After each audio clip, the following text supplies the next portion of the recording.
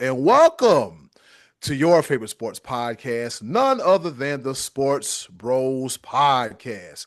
And as always, thank y'all for rating, reviewing, listening, subscribing, talking about us, and doing all that fun stuff. We're rapidly approaching year number 7, so get ready, get ready, get ready. I'm looking outside. We got some snow slash Theo flurries outside. You see what I did there? All my Theo hockey, Flurries. my hockey enthusiasts can appreciate that. Scotty, do you appreciate that? Yeah, y'all see what I did there? Yeah, I we got made some Marc Andre Flurries down here at our way in Western Pennsylvania. okay. You see what we did there? The flurries, no relation. Hey man, this weather drive you nuts, man. A few days ago, I had to get outside. Yeah, last week I had to get outside and I got caught in the winter squall. But luckily for me, as I was pulling in my driveway, the squall went to squalling. Be live. I'm pretty sure y'all got some snow down there in the south or a dusting, as somebody told me. But that's neither here nor there. As I'm talking to my co-host and talking about my co-host to their face, I couldn't do without them because I have two of the best co-hosts in the world. Introducing first El Capitan down there running this Sports Bros SS Enterprise in Fayetteville, North Carolina. He is the Almighty Be Live. What's happening? What's going on in the world today? I want to start off this show just a little bit different because it's something that's been bothering me the past couple of weeks. Do people no longer work 9 to 5? Because the reason why I asked that is because this is like the third time on a Monday that my Charlotte Hornets are playing basketball at 3 o'clock in the afternoon. Hmm. Like, do they expect people to go to these games, to watch these games in the middle of the workday on a Monday? Nobody's going to watch it at 3 o'clock or at 7 o'clock. Don't do that. Don't do that. Don't do that about my Hornets. They are. I think they're on like a 6 or 7 game win streak. A 7-game heater, and they finally found the lineup, and they're looking good. Yeah, nobody's watching. Don't do that about my Hornets. And if you've not heard the commentating team for a Hornets game at home, No. you have missed out on NBA basketball because these guys bring it every single game, no matter the Charlotte Hornets ever have a winning record or the bottom of the barrel. These guys bring full energy. I digress. They still have Lonzo Ball? No, we've never had Lonzo Ball. We have LaMelo Ball. And see, Same thing. You see what we're doing right now, and you talking about we need to cut off part of our pepper segment. What's the third guy's name? Yeah, oh my dear God, LiAngelo. Is he on there too? Is he still with the I don't Hornets? think he plays any basketball. Right. He's a rapper. See, nobody's watching. He be swerving on people. Whoa. Almost swerved out my damn swivel chair. But go ahead and introduce the other guy since he wanted to interrupt my segment, my piece of it.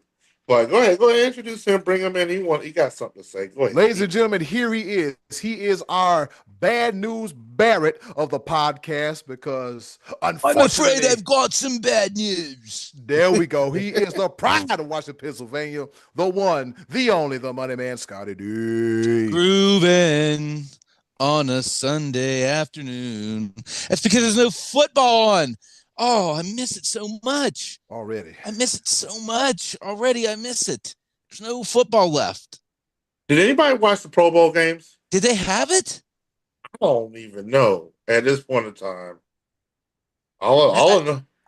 I thought it was on like Sunday, like early, but then I had like a nap, and then I watched like 7 hours of Cheers, which has been off the air since like 1991. And that was pretty much my Sunday. I was grooving, but man, I missed football already. Are they gonna play that? Are they gonna play one more? Are they doing it? Still playing that? You know the Pro Bowl games. This was gonna be a pepper point, but I'm gonna bring it up right now. You know the Pro Bowl is terrible when you have not one but two quarterbacks from the Cleveland Browns. Two quarterbacks from the Cleveland Browns make it to the Pro Bowl. Joe Flacco and Shedeur Sanders. How? Where? When? And what? How? But way up. But that's the ridiculousness of the Pro Bowl. That's why we're missing football right now. I'm sorry. That I miss it. That's If it's you're watching this online, by the way, check out B Live's new SportsBros shirt, the bowling collection. It's a great likeness of the three of us on his shirt. He's had three of us on his background, the three of us on his shirt. The machine gun bowling collection, that's called, of the Sports Bros podcast. You can get that at the Sports Bros shop online. That's nothing to do with the podcast, but that's cool. great. It's my bowling team. It's cool. But before we hop into it, I will say one Not on thing. the shop. I will say it right. I will say this though: the CFL did get one thing right. They said no All-Star game. Just name the East All-Stars, West All-Stars. See you next year. That's how they do it, and I think the NFL should do the same thing as well too. Yeah. Well, we're gonna talk about football, but first, let's go ahead and hop right into it. The top of the order. They're not watching football in Canada. All right, let's get this thing started. The order.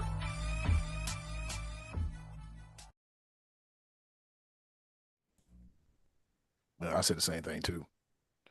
All right, we are the Sports Pros podcast, and what we refuse to do since our inception is talk about the Super Bowl for 2 weeks in a row.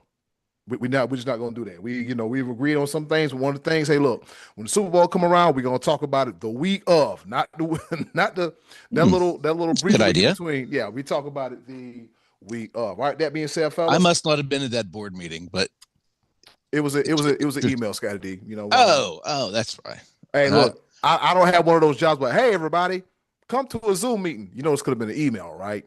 Yeah. My Netscape account maybe isn't active as great day. That thing came out 1975.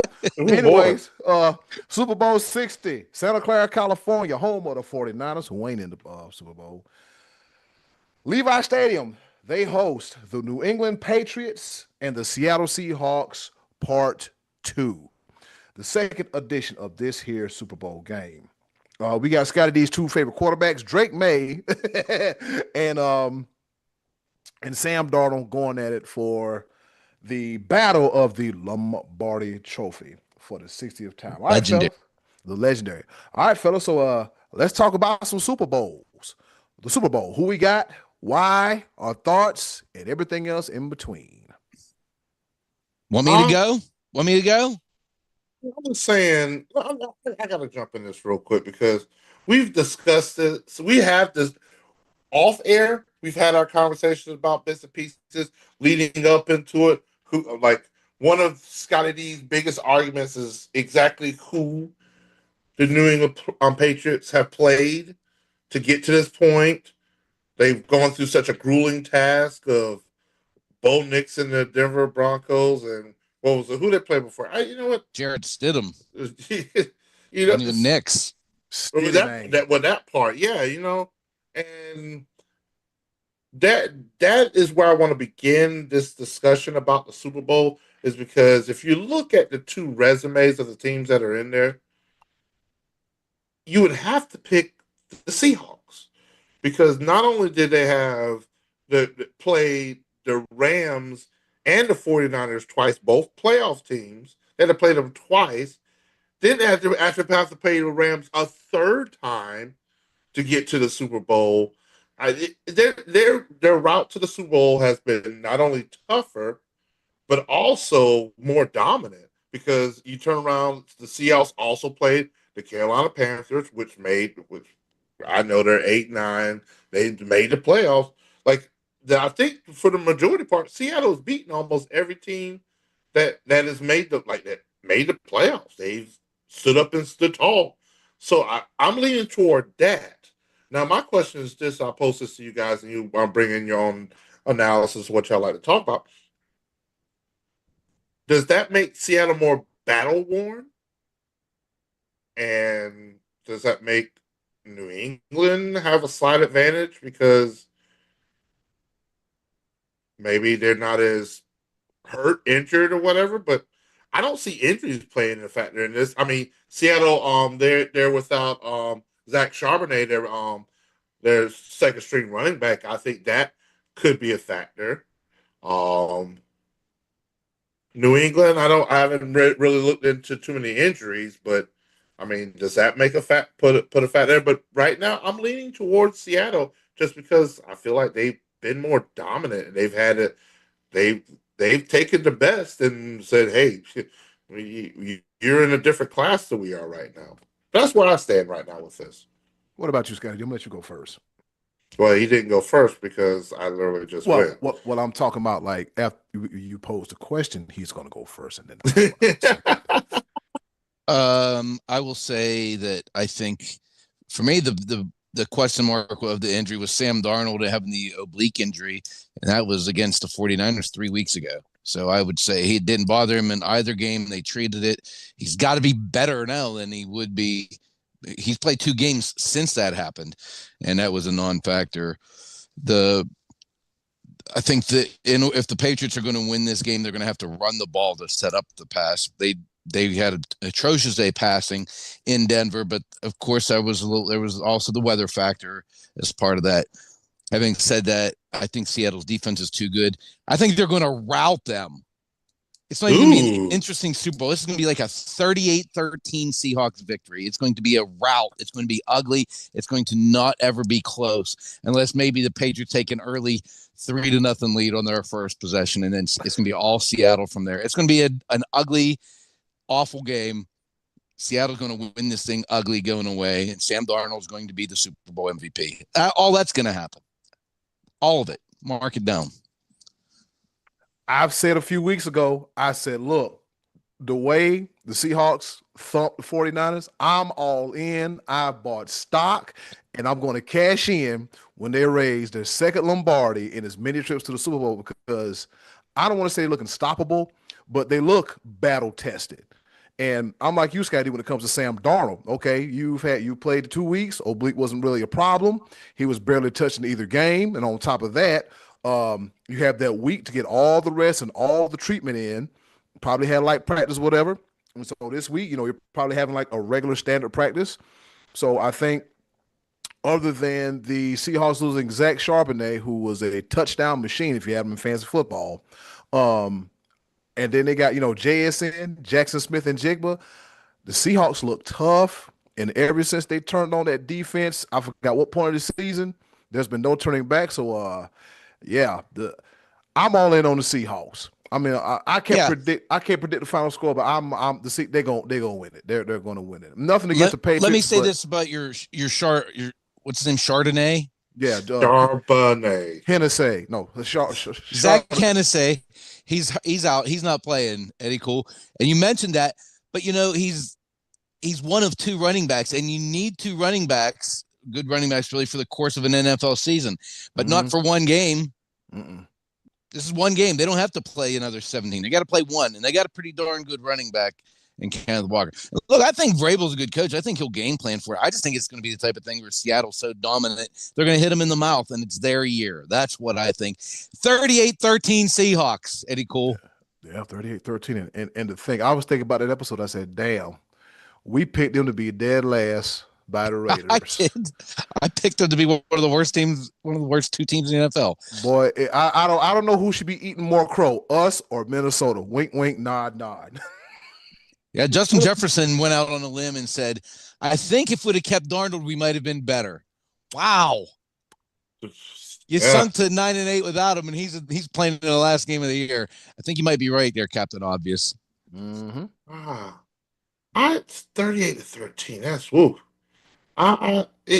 Because everything's on the line, and we'll talk about a little bit later when it comes to bad Super Bowls and blowout Super Bowls. I feel like it's just not in me just to say that one team is more dominant than the other. Even though I gave you that resume at the beginning of like what Seattle has done to get to this point, as opposed to what New England has done to get to this point. I mean, it on paper, yes, it should be 38-13. It should be.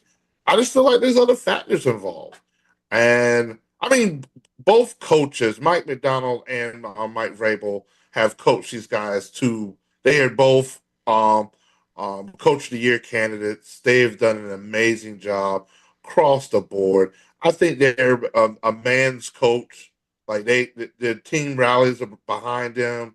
They will run through a wall for their coach on both sides of the ball. So it's what I just does Vrabel have that pedigree because he's been there before. It can't hurt. Vrabel's been there before. He's going to be like the calming voice in the locker room. So he is. I mean, I always felt that way back whenever the Lakers turned to Phil Jackson. He was a coach that came in when the Lakers just couldn't get over the hump. And all of a sudden he's like a guy, the experienced guy, the calming guy that come with me. I've been there before, voice in the locker room. And Vrabel could be that. The Zen master. Yeah. And Vrabel could be that. I could see that. I still think at the end of the day, Seattle is going to win this. I think it's going to be a little bit closer than what we want to allude to.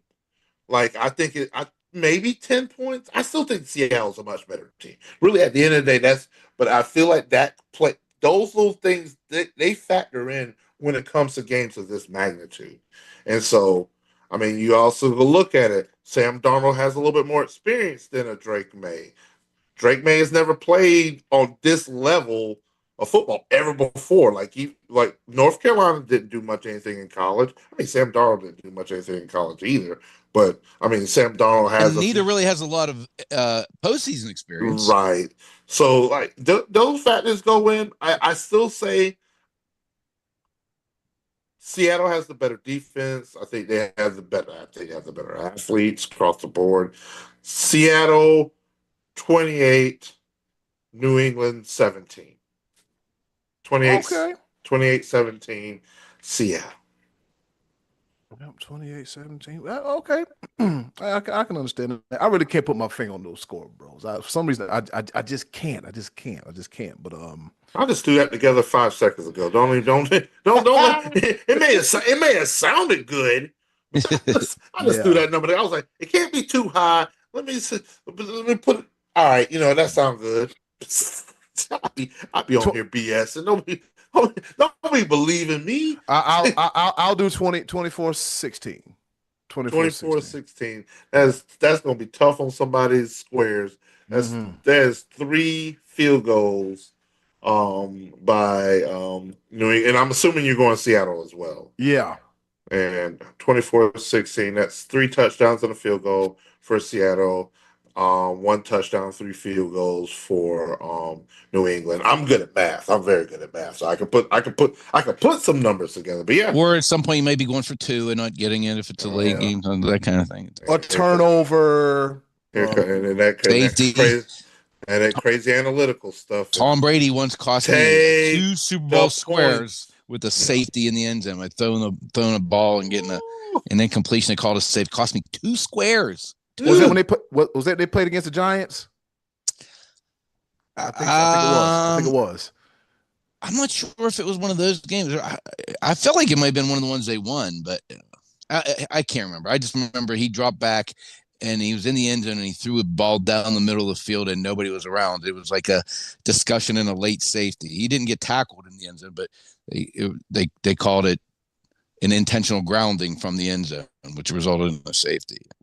I remember going 2 Had he not points. done that 2 points off, the 2 additional 2 points would have given me a Super Bowl square win there at the end of, I think, the second and third, however it was. But it cost me two squares, which would have been about probably $450 or so at the time. Yeah, Super Bowl squares are no joke. I'm in one. I might need to get in another one. I'm in one that's $10 a square. So you're looking at that's 100 squares. $10, that's $1,000. Yeah. And so you split them up with the 4 quarters and all the stuff like that. But I'm gonna get another one though. I got a couple pennies I could put together. But man, I don't even want to talk about prop bets and stuff like that. I might get involved in something. I've already got. Of course, I do not work on Super Bowl Sunday, so and I've already got. There's going to be some things going on. It's going to be fun. We are 6. No karaoke on Super Bowl Sunday? Absolutely. Hell no. Do they shut it down at your place? Yes. Yes. And they don't have like a post-game karaoke when everyone's all oiled up? I don't give a I'm going to say I don't give a damn if they did. It won't be me. No devil went down to Georgia on February 8th. No. Come see us next week, folks. I'm thankful for all of that. I might actually stop by there because I might set up the game sound for them and then skedaddle to my own little thing. But that me doing what would I look like trying to run some karaoke during the Super Bowl? I wish they would try that mess with me. I know Just you look fuzzy in the mirror because your eyes are going to be glazed over with daddy sodas. not daddy sodas. I remember somebody. love you, Miss Gail, love you, Greg. But we have a mutual understanding. Shout out to Cheers too here in Fayetteville, North Carolina, one of the premier spots, the #1 dive bar in all of Fayetteville. Oh yes, courtesy of karaoke 6 nights a week. 2 of those are my days, so I'm a part of the number 100 one beers dive on bar. tap, best No, brisket. no, no, no, No, no, that no. I don't. working I'm on the not Super Bowl. there. That reminds me of this one. I'm That not reminds there me of this one anymore. story. I'm gonna tell this story. This reminds me about 20 some years ago. I was working at Bilo right there on Main Street, and for some strange reason, my manager thought it was a brilliant idea to schedule me on the night of the Super Bowl. Now she was an Eagles fan, right? And she act like it, right? She had her boo boo didn't stink. So anywho, her Eagles lost, and I told my manager, I said, "Look here, it's fit to be dead in this grocery store. I'm not about to be over here cutting no salami, no prosciutto, no cheese, no meat. I ain't finna be slinging those subs. I'm finna make me a party platter and eat this platter until you say, Eddie, you get the hell up out of here. Because by that time, I had everything wrapped up, clean, and everything. As soon as he said go, before he got the last O out of his mouth, 8-6, I was running to Buffalo Wild Wings in North Myrtle Beach. And if you guys know the area, that's not a small run. And then I made fun of my manager the next day because the Eagles lost. It was a literal run for the listeners. It wasn't him jumping in the car and running down the street. No, he actually tracked it. Yeah, Right. cutting through the woods, cutting through the library. Because hey, I was running a go route. As soon as I got a buy low park, like gone, and it took me about that was a good 3 minute run, and then I had a beer after that. All right, with that being said, let's go ahead and hop into some other NFL news, shall we? Some call it petty, some call it justified. I think it's horse hockey, if you will. Bill Belichick does not make the Hall of Fame on the first try. He is not a first ballot Hall of Famer. Some people cite Deflategate and Spygate, and everybody's favorite granddad and general manager, Bill Polian, said, "I don't remember who I voted for." It was 14 days ago. See, we have anyways. I'm not gonna do no old jokes and get accused of ageism, but I'm if not you don't joking. remember who you voted for to go to the Hall of Fame, get your ass off the committee. Fellas, what do you think about this? And then I'll give my take. Oh, here's some Be here's live, be live. I know you got a lot to say about this. well, the thing about this is that I maybe I should have done a little bit more research as to what the Hall of Fame, the criteria per se, because we've had a lot of this. Okay, I'm a paralleler. Because we've Mhm. had a lot of discussion about reasons why Barry Bonds never made it into the Baseball Hall of Fame because people consider part of his career as marred because of the use of steroids. I've always been the type of person, but like Barry Bonds had a Hall of Fame career before he even took steroids. Mhm. Like he was a Hall of Famer before he even it was sort of part of the game at the time. So it's one of those things like I don't understand why he never made it in. He was already that dude. He was already that dominant. And then he just elevated his game to a whole nother level and started smacking the ball all over the place with the home runs or whatever. And so I made that argument for Barry Bonds, and then I turned around to a person like Bill Belichick. I do not like the New England Patriots at all. I despise them since 2003, especially. Everybody should know why, as a Carolina Panther fan. John Casey kicking the ball. I leave that to say this because this is I want to be as unbiased as possible when I make this argument for Bill Belichick. Despite having the greatest quarterback of all time in Tom Brady, coaching literally is what makes things happen. Coaching is the difference between Tom Brady with 6 Super Bowls and now 7 Super Bowls and a guy like Trevor Lawrence that was almost considered a complete bust until the magic pill of Liam Cohen happened this year, and you actually got to see some of his greatness.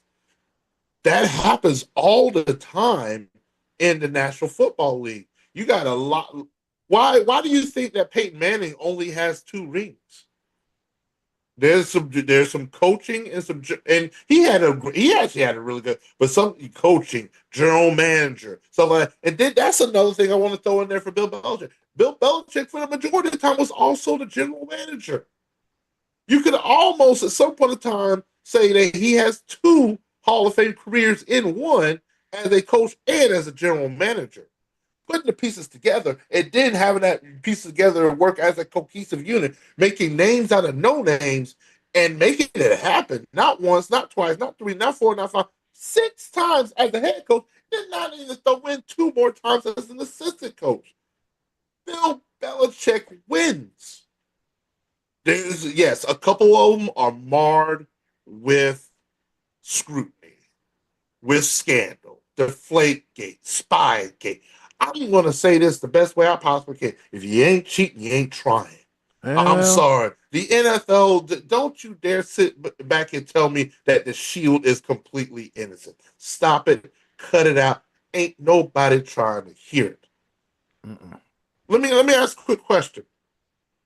Ray Lewis, is he a Hall of Famer? Ray Lewis he's a Hall of Famer. He's got one of the most marred past known to man. Yep. So let's not start doing that. That's why I want people to focus on the results on the field. At the end of the day, he paid his dues. Put that man in the Hall of Fame, and some of these lame duck excuses. Oh, well, there's 3 guys that are senior members that may not ever get in, so I voted for them instead of the sheriff, like, because I know that he's going to eventually get in. Now, ain't nobody trying to hear that. You trying to make a statement, so they changed the voting. This wasn't the time to do it. Don't grandstand because of that. And then don't you dare sit back and be like, oh, well, we wanted to punish him a year for all this. This isn't a punishment. Whose voice are you doing there? I'm sorry, I don't know. Whose voice is that? It's my own sarcastic. Bill Polian. Like, that's the part that I just did not understand. Was like, are you trying to make a statement? And by making that statement, you're making a statement the wrong way, and it makes the NFL, it makes the voting process look dumb and look suspect because you got an agenda. It completely backfired. It makes Bill Belichick look like a saint because y'all holding grudges and stuff. Put the man in the Hall of Fame. Stop trying to grandstand. This did not make a statement at all. I yield my time. Scotty D, what say you? The congressman from North Carolina yields. Yeah, I'm good. I never liked Bill Belichick, and a part of this makes me snicker because he was grumpy and grouchy and sarcastic with the media the entire time. He was arrogant and talked down at him. And as far as like everybody was doing it with the cheating thing, well, Roger Goodell specifically said to Bill Belichick, "Don't do that anymore." And then he did it the next week, and then Goodell got hold of that tape and destroyed it himself. So there was a little bit more specificity with that situation. Love him or hate him, he still won 6 Super Bowls, so he is a Hall of Famer. He has to go in. It's whether you like him. And actually, in wrestling terms, this kind of thing turned Belichick from heel to babyface overnight because everybody was rooting for Belichick. Now everyone's mad on his behalf, which you don't see that very often. And I hear the arguments of, well, without Brady, he was under 500, and that's always been an argument for me is why he's not the greatest coach I've ever seen. But he did have Brady, and he did win 6. We're not going by what ifs. We're going by what he did. And he's a Hall of Famer. I mean, he has more Super Bowls than anybody. He's got to go in. But I do think there is some merit to what the guy that talks like this said when he said that he voted Bill for the other Polian, 3. Bill Polian. Well, whoever it was, B-Live was doing. But there is some of that.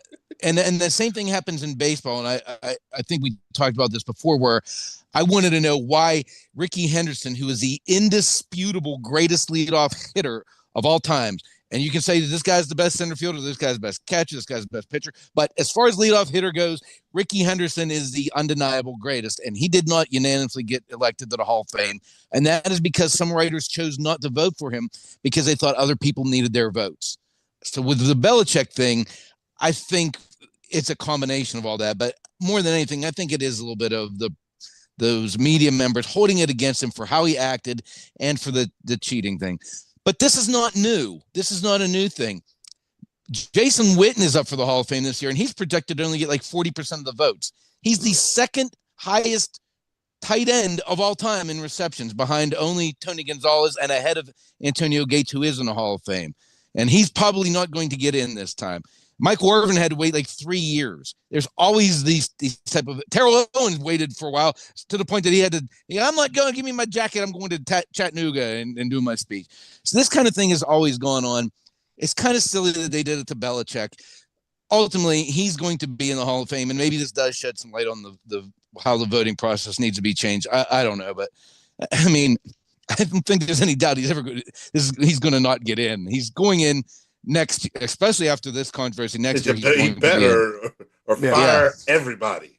Yeah, he's a Hall of Famer. He's a Hall of Famer. We all know it. Everybody knows it. He's a Hall of Famer. Shouldn't have to wait. As the song goes, men lie, women lie, but the numbers, 6 in this case, they don't lie. So you can't deny that. I mean, I understand, but I don't understand, if that makes sense. Okay, well, you feel, okay, well, there's the Flake Gate, and there's a cheating scandal, and da-da-da-da-da. And to your point, Scotty D, you know, Goodell said, stop it. Then he turned around and did it again and got them fingers tapped. And then in your point, Be Live, if you ain't cheating, you ain't trying. So it's kind of like, well, just go ahead and put the man in. I mean, it's a matter of fact. It's not like he went out there and murdered somebody and got a bunch of bodies on him. You know what I'm saying? Like OJ, and OJ's in. Ray Lewis. Well, no, I'm sorry. The juice is in. The fact that I said out of my mouth that if you ain't cheating, you ain't trying, and all this stuff. I was the biggest hater of Bill Belichick and all the cheating and the scandal. Biggest hater. And now you got me. You got me right. It's like, come on. What are we doing here? I admit that Tom Brady is a go. I was one of the last people to say that Tom Brady was a go because I thought Joe Montana was, because Joe Montana was outstanding. Mm-hmm. Oh Lord, there go my camera. Look at that. I'm too animated. I'm too animated. Cool. I was gone. He did a backflip. Take a break. I thought the rapture happened and he got sucked up to heaven. Oh no, but take a break. All right, gotcha. With that being said, that about does it for this Bill Belichick conversation. We all agree that he should be in there, be it first ballot, second ballot, third ballot. I think there's an act of pettiness going on here because Bill Polian was getting his ass kicked year in and year out. So I get it. I understand it. But looking at my phone because I've yet to get a watch, guess what time it is? Time to put Jason Witten in the Hall of Fame. I could agree with that. I'm okay with that. Yeah. Is this the button part? Yes, I'm glad you asked. It's time once again for our favorite portion of the show, the choices of the voices. And with that being said, hey, yo, button, hit it. Choices of the voices coming right back at you here on the Sports Bros podcast. And Be Live, don't cut another backflip.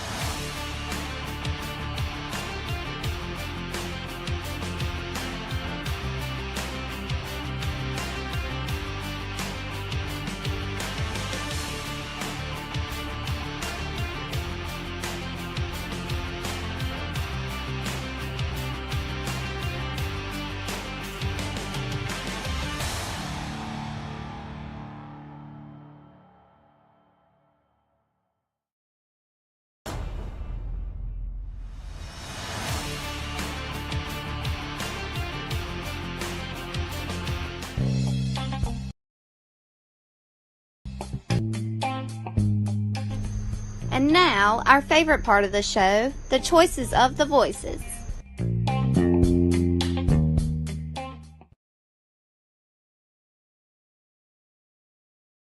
Once again, thank you to the wonderful and ever so lovely Miss Button for introducing our favorite portion of the show, the choices of the voices, where we ask y'all a question, y'all give us the answers, and we talk about it right here on the choices of the voices. With that being said, Scotty D, what's on tap for this week's choices of the voices? Before I mention this, I just want to remind you, special price,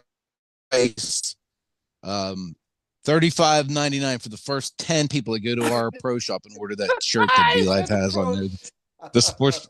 If you go to our online shop, the SportsBros podcast online shop, get you one of those shirts. Special price just for the first 10 buy. Okay. Watch out. We'll be saying the cognac next week. But go ahead, Scotty D. Why is you lying to these people on this platform? That's a great shirt. I love us. I love that shirt of us. All right. So the question that we asked last week is, what was the worst Super Bowl you ever saw? And I kind of left it open to why you would think, whether you thought it was boring or whether you thought it was a clunker for some reason, whatever. And a couple of people had some opinions on that. What did the people tell us about the most unwatchable, lousy Super Bowls that they've watched? All right, Ryan Rubaleski, he says, Neil O'Donnell, that son of a beep boop, in reference to Super Bowl 30, where he threw, 2 picks straight to Larry Brown. He took it back to the house. Yeah, I remember watching that one. God, boy. And then Scott Donnelly said, that was actually an exciting game. That wasn't a boring game. It was exciting. It wasn't boring. It was just sad for him because he's a Steelers fan. I mean, the Steelers had the ball in their hands with like 3 minutes to go with a chance to take the lead when O'Donnell threw that second interception. It was 2017 at that point. Well, that's why I wanted, because when you mentioned the question and when you typed it out, you said we asked you to reflect on the clunkers. Which Super Bowl do you most remember for the wrong reason? Not necessarily that it wasn't exciting. So that's where we got a couple. Okay, I see what you're saying. If you thought, well, I remember because something bad happened with my team. I get that, but I thought I elaborated enough on it to say why. And I get what you're saying, because I've spent the better part of the last 20 years understanding your psyche and picking you apart every chance I get, because I know what makes you tick. But no, I'm glad you do. I stay up late at night trying to figure it out. But all right, moving right along. Tony Bogan, TB, what's up, man? We got to get him back on the show one of these days. He said 2019 should have been the Patriots and the Saints, and I'll leave it as that. We know why. He wanted the Saints in there instead. Yeah, the NFC Championship no call. Now, is that he's saying that he remembers the Super Bowl because they didn't even make it in there?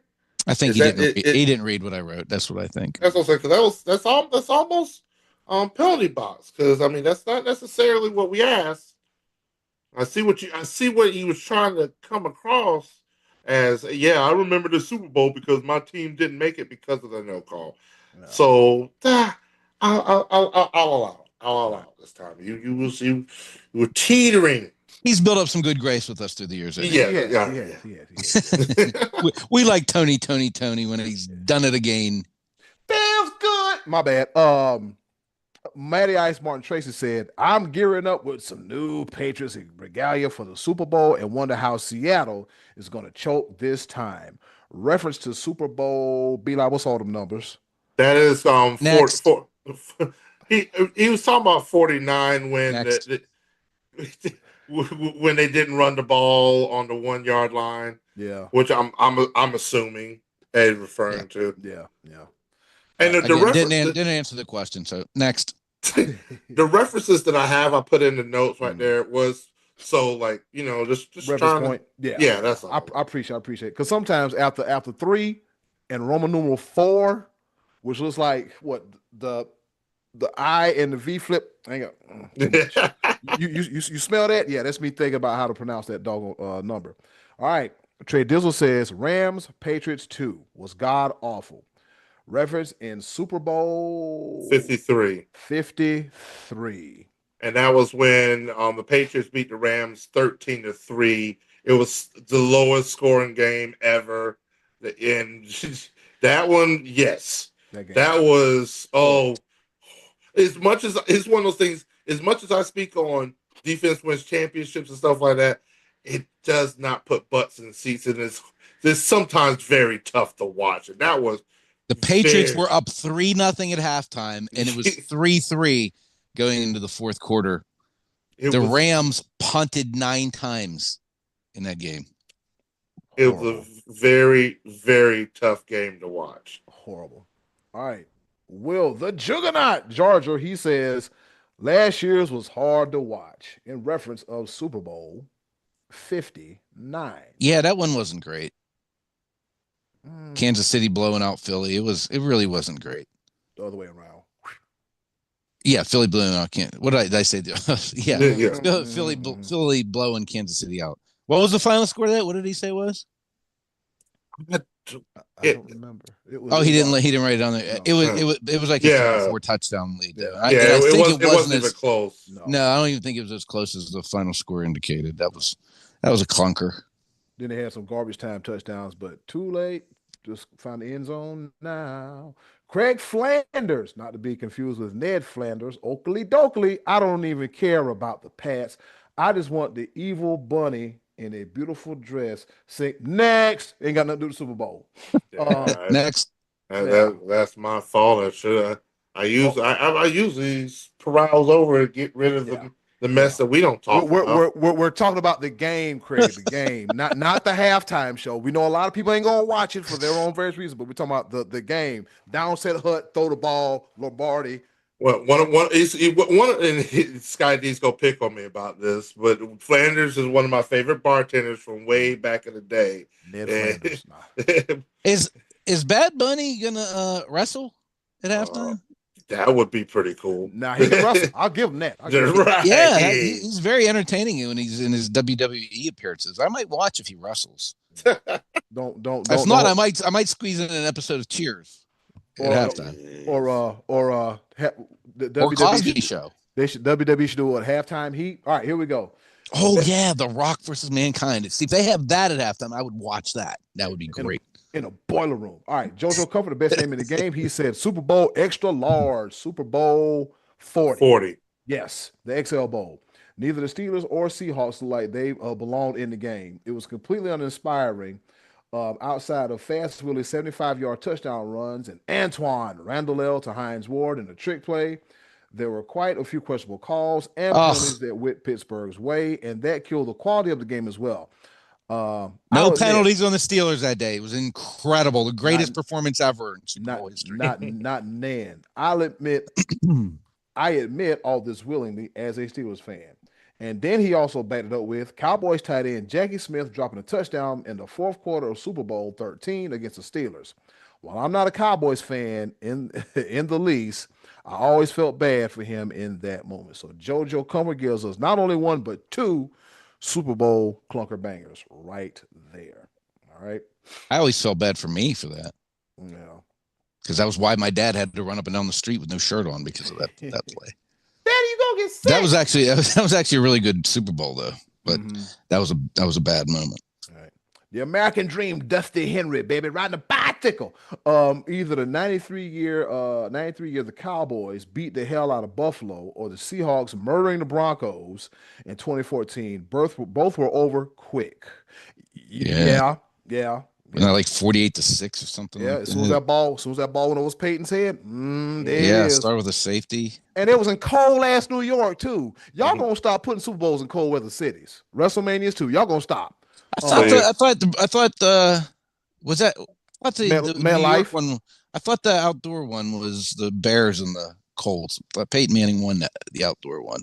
No, this is the Broncos. It was the Broncos and the Seahawks. That was outdoors in New York. MetLife, yeah, it was cold. Yeah, Seahawks won 43-8, and then he references 93 Super Bowl where the Cowboys won 52-17. That was a very exciting Super Bowl. I probably should check for accuracy, but it's noted that Buffalo turned over the ball 9 times in that game. Mm-hmm. That's slop. One of which belonged to Leon Lett. Yeah. Oh my God. He The scoop and almost score. Don Don Beebe. He said, enough of that. And then Don Beebe went on to win a Super Bowl with Super Bowl 29 with the Packers. Marcus James, he said Jericho Cotchery caught that ball and it did not touch the ground.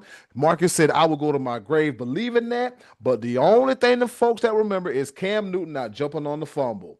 The Super Bowl from 10 years ago, Super Bowl 50.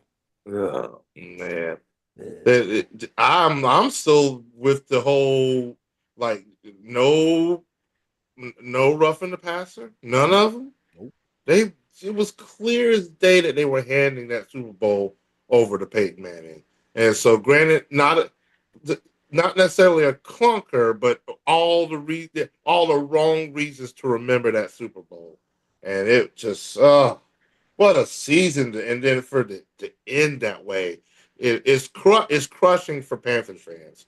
I'm just telling you. And that easily could have been my answer. I got my own though. I said I'm not going to do that because it's been mentioned, and all the other things and whatnot. But yeah, ugh.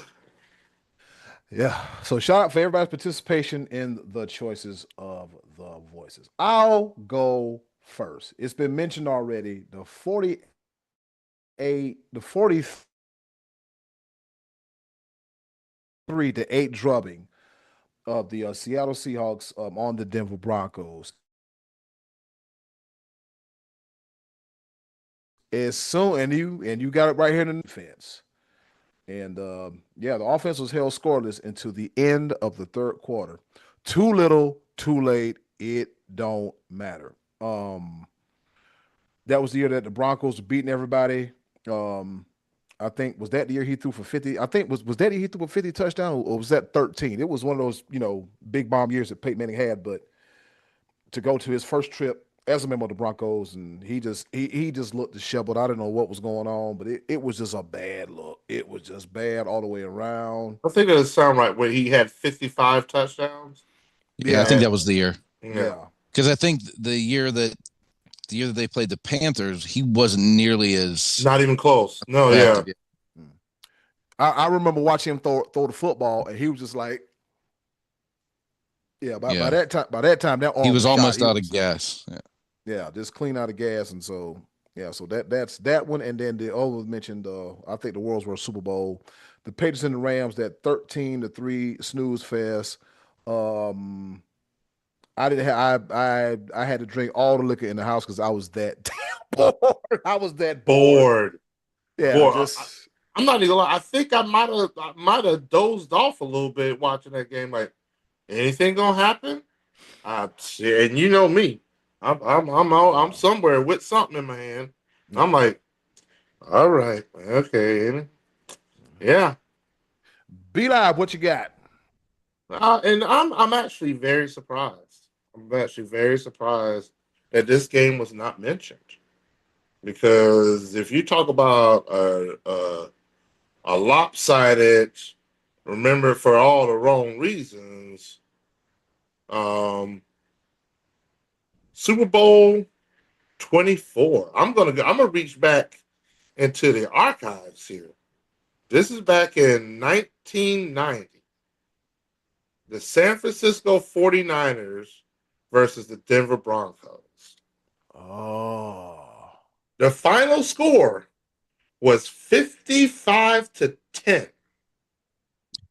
It wasn't even close. I remember, like, the reason, because I remember, like, I was 8 years old at the time. And I remember just how ridiculously outmatched the Denver Broncos were. This is in peak Joe Montana time, why I consider for the longest time Joe Montana was my GOAT, because I saw some of these performances as a child. Saw my dad's my dad's a 49ers fan, rest his soul and everything.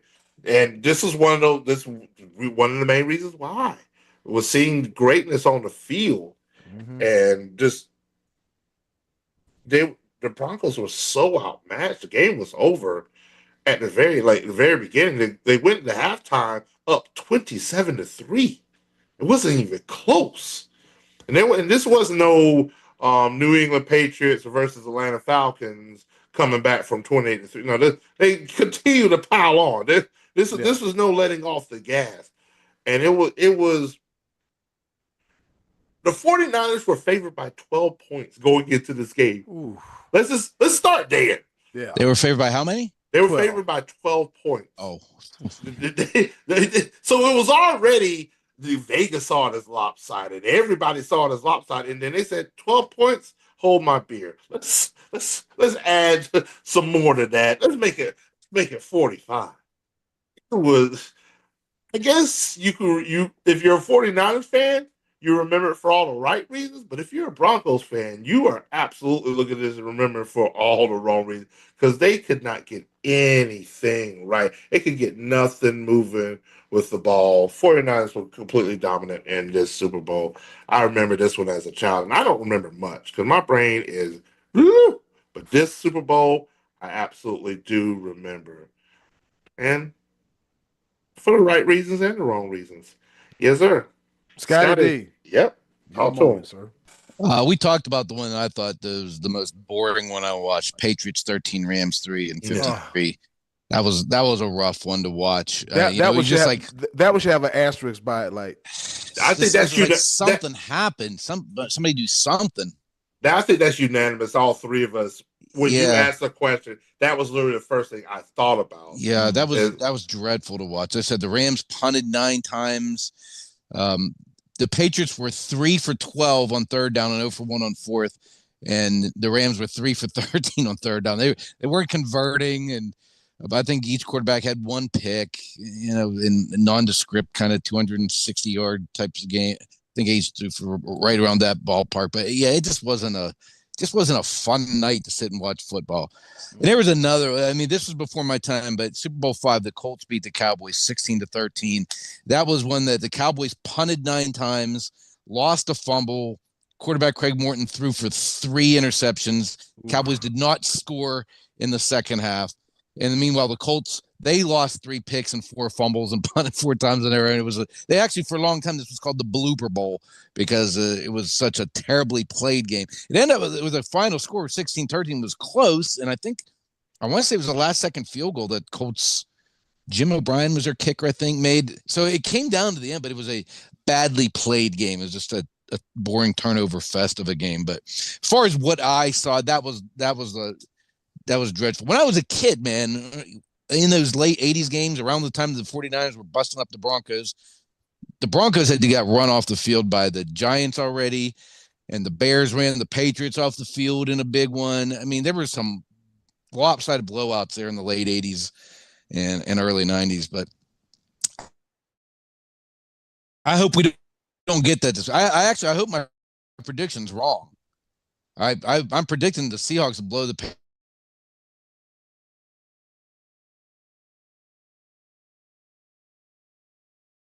everyone's heart beating at the 2-minute warning with a tie game kind of thing.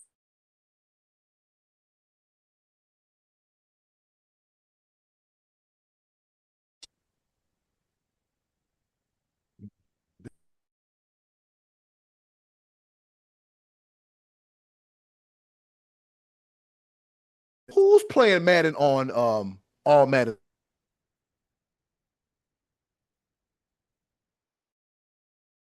But the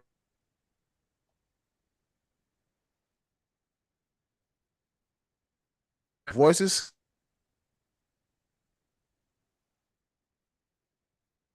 Yeah, got to what we got Super Bowl week. By the time the Winter Olympics, but the Olympics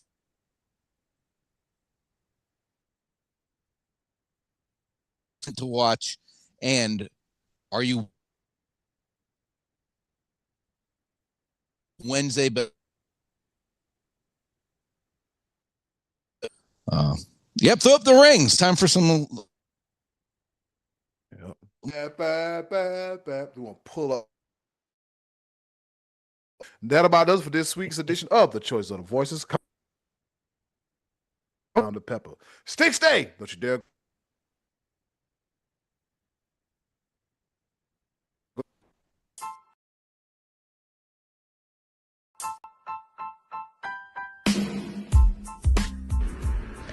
Okay, boys, let's bring it home with a round of pepper.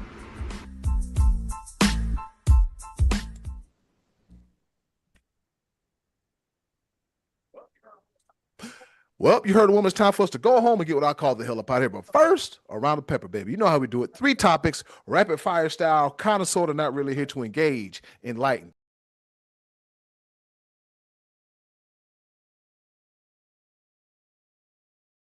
Particular order.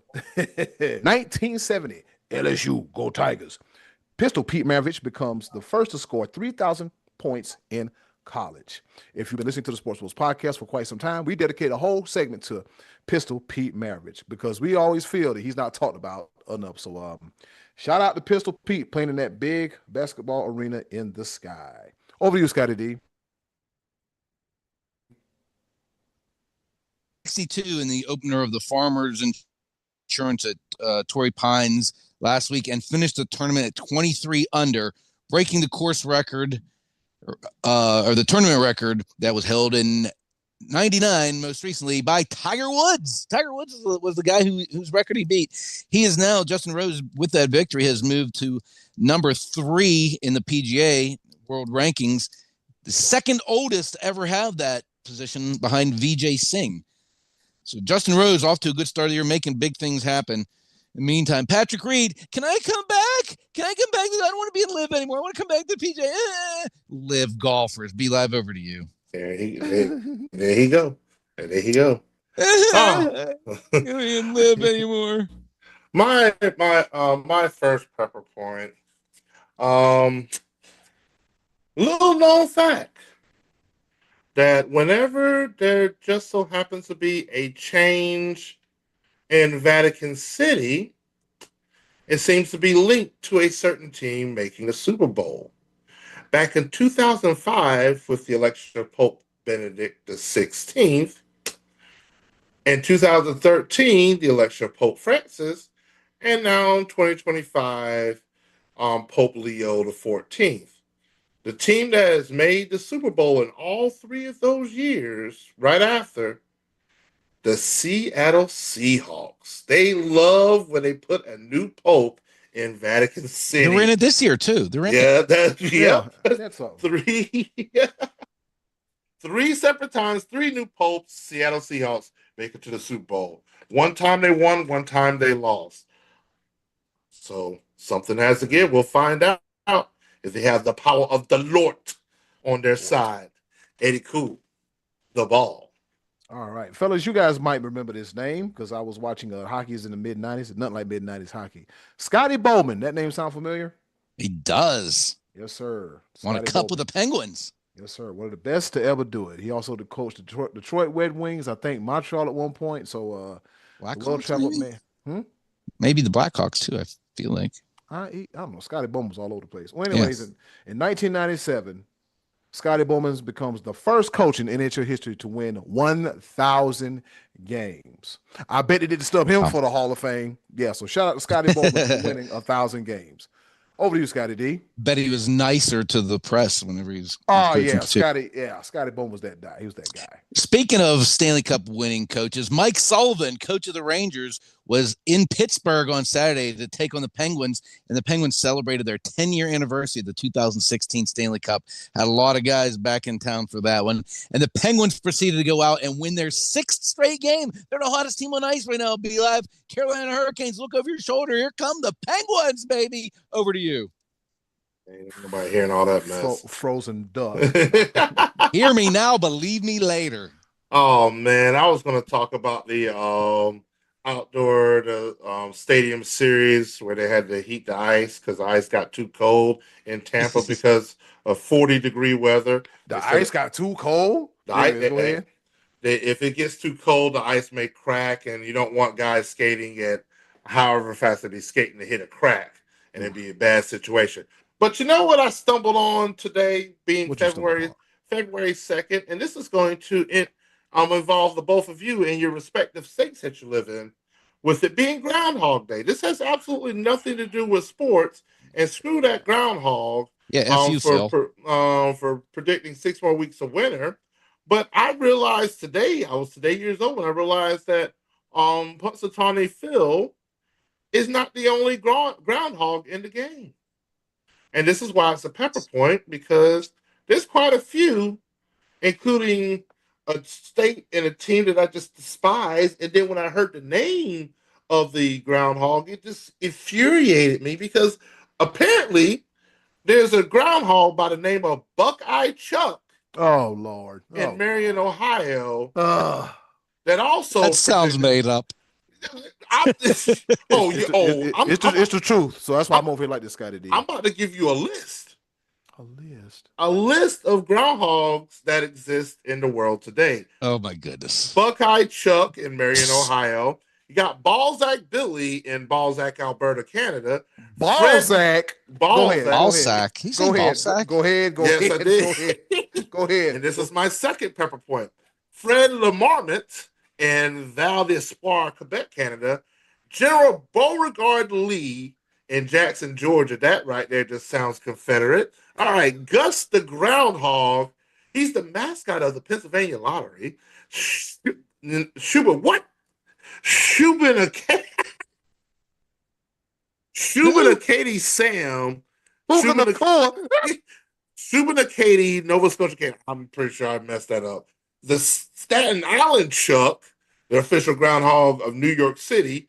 Stormy Marmot in Aurora, Colorado, and Weirton Willie of Weirton. There's a lot of groundhogs in Canada, mind you. But yes, in the spirit of Groundhog Day, Ohio and Pennsylvania are represented. Both of those ugly groundhogs predicted 6 more weeks of winter. They suck. Ohio sucks. Pennsylvania, yeah, with me. Eddie Cool, the ball. I asked the groundhog that lives under my shed in my backyard if he wanted more winter, and he said no. He don't know what's up with Phil. The hell!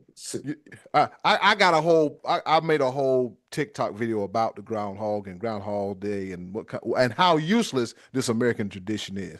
I like the groundhog. I don't. Stay in the dirt, Sonic. All right. On this day in history, back in 2014. The Super Bowl that we talked about earlier, the Seattle Seahawks beat the Denver Broncos. This says 42-48, 42-8, but we still think it's 43-8. And the MVP is Malcolm Smith, linebacker of the Seattle Seahawks. LOP, don't you ever try to be with a sorry crab receiver like Crabtree. LOP. Well, never forget that Richard Sherman going ape poo-poo after the NFC title game en route to the Super Bowl. Over to you, Scotty D. Man, I watched another UFC pay-per-view this past Saturday. It's been 2 in 2 weeks. I love it. I wish they'd do it every week. Oh. This week, Alexander Volkanovski in a rematch against Diego Lopez and dominated him for 5 rounds. And in that, Volkanovski becoming one of the greatest UFC fighters ever, tied Jose Aldo for the most title fight wins in UFC featherweight history with 8. And don't know where to go from here because he just keeps knocking off the competition. But Alexander Volkanovski in Sydney, Australia, goes down and gets yet another victory. Maybe in line for White. Everybody wants to fight at the White House this summer because they're putting together a big card there over the summertime. But we'll see what happens as that develops. But yet another UFC victory for Volk. Over to you, B-Live. Oh, man. Third and final pepper point. You always on some crazy stuff with the second one, so you can only imagine what I got going on with my third and final pepper point. Mm-hmm. In the spirit of the Winter Olympics coming up, and we'll be talking about our favorite sport coming up next week. One of my favorite sports has come into a bit of a scandal, and they have drafted out new rules because of the scandal. And it comes to find out that earlier last year in Norway had a little bit of a competitive advantage on the other teams because it comes to find out that adding 1 centimeter of fabric to the circumference of their suit in ski jumping, mind you, and ski jumping could increase a jump by 2.8 meters or 9 feet. Now you would wonder where you would add this 1 centimeter of fabric. Just think of where they would add this, and this is my third and final pepper point. Or where Bum. no, the other side. The crotchal region. They added a centimeter of fabric to the crotch region of their ski jumping suit, and the Olympic Committee was like, "Nope, you cannot do that. We need to write new rules governing what type of suit that ski jumpers could wear." Who would have thunk adding more flappage to the crotch region of your? Was the bulge slowing you down? Is that what's going on there? It's you get more. You're actually getting more lift. It's lifting you. Woof! I gotta try one of them suits. It lifts aerodynamics Man, and sign me up for a ski jumping class. What is this snowsuit Viagra? Like, what is going on here? So, Eddie Cool, do you remember when Said the Entertainer was talking about ski jumping? Yeah. More fabric to the crotch region. It gives you more lift. What in the hell is going on? Wait a minute. Are you going to tell me we just did 9 pepper points and nobody wants to talk about the fact that a heavyweight boxer got a wig knocked off in the middle of the ring? No, I'm good. Can you go to the scene with Marcella missing? Pull up to the scene Miller? Missing. His hair was flapping. Yeah. He got his hair knocked off in the ring the other day. He got his wig pulled back. He got his wig busted. He had a man unit. Pull up to the scene with Marcella missing. I don't know who put him in a car doing that, but he was on the break. It ended up in the front row. And he won too. He won, right? And he was a good sport about it. He was laughing about it and kidding around about it. But and they were passing around. Like, why would you do that? Why would you wear that in the ring? Wow. Wow is right. Ball ninja. Man. Ball ninja. Ball ninja. Ladies and gentlemen, that does it for another action-packed episode of your favorite sports podcast, SportsBros Healed Podcast. His muffin cap back blue. I think was flapping in the wind. And then closing, do something nice for yourself if you can. Do something nice for someone else. I greatly appreciate it now more than ever. Be a blessing, not a burden. This is your favorite sports podcast, none other than the SportsBros Podcast. North Carolina, South Carolina, be cold, man, because this is your first time dealing with this much snow in a very, very long time. And if you want to go boxing, don't pull up to the scene with your silly missing. We'll see y'all next week. Take care. Don't forget to sign up for the SportsBros newsletter. You get a free SportsBros t-shirt from the pro shop. Selling merch. I'm so sick of you. B-Live, take us home. Yes, sir.